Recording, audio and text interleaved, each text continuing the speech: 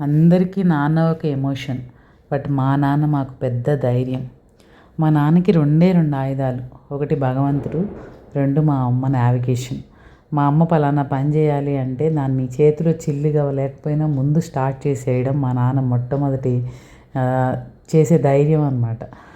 ఇంకా చెప్పాలంటే జూన్ నెల వచ్చింది అంటే మనం నెక్స్ట్ మంత్ శాలరీ వస్తుందని తెలిసి కూడా ఎంతో కంగారు పడిపోతుంటాం. పిల్లల స్కూల్ ఫీజు ఎలాగా, యూనిఫామ్ ఎప్పుడు తేవాలి, ఎప్పుడు పంపించాలి అని.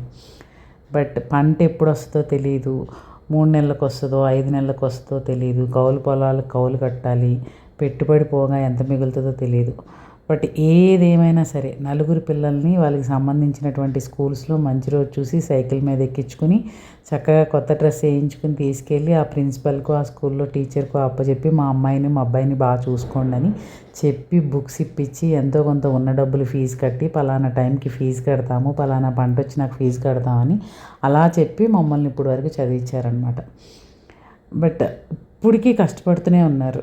ఎందుకంటే పుట్టిన నలుగురు పిల్లలు కూడా గొప్పగా ఉండాలని, ఎవరు తక్కువగా ఉండకూడదనే ఇదిలోనే ఆయన ఇప్పటికీ కౌలు పొలాలు చేసుకుంటూ, మంచి పొలాలు చేస్తే ముందే కౌలు కట్టాల్సి వస్తుందని బీడు భూములు తీసుకుని, దూరంగా ఉన్న పొలాలు తీసుకుని, కాలువ పొలాలు తీసుకుని వాటిని బాగు చేసి పండిస్తూ పంట వచ్చిన తర్వాత కౌలు కట్టడం మొదటి నుంచి మా నాన్న చేసే పని అనమాట. కారు చీకట్లో నైట్ టైం ఒక రగ్గు, ఒక చేతికర్ర, ఒక లాంతర్ తీసుకుని పడుకుని ఎన్నో రోజులు పొలాల దగ్గర కాపలా ఉండి పంట చేతికి వచ్చే వరకు కష్టపడినటువంటి మా నాన్న ధైర్యం అంతా ఇంత కాదు. మాటల్లో చెప్పలేం. ఏమి ఇచ్చినా సరే నాన్న రుణం తీర్చుకోలేం. అమ్మది కూడా మంచి కష్టమే, కానీ నాన్న కష్టం చాలా ఎక్కువ. ఒక్కొక్కసారి చూస్తే బాధేస్తుంది. మనం చేసేది ఎంత మన నాన్న ముందు, నలుగురు పిల్లల్ని పెంచడం అంత ఈజీ కాదు అని.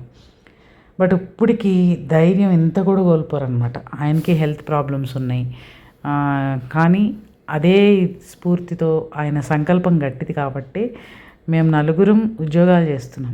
నేను ప్రైవేట్ ఉద్యోగం చేస్తున్నా, మా అక్క, మా చెల్లి, మా తమ్ముడు ముగ్గురు గవర్నమెంట్ ఉద్యోగాలు సంపాదించారంటే మా నాన్న ఆయన సంకల్పం చాలా గట్టిదనమాట. ఆయన పిల్లలు బాగుండాలని గట్టిగా తిడతారు కూడా, మీరు జాబ్ కొట్టకపోతే ఎలాగా అని.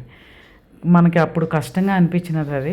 తర్వాత చాలా ఇవాళ మేము సంతోషంగా ఉన్నామంటే అది మా నాన్న కష్టం ఎంతో ఉంది. ఇప్పటికీ ఆయన కష్టపడుతూనే ఉన్నాడు.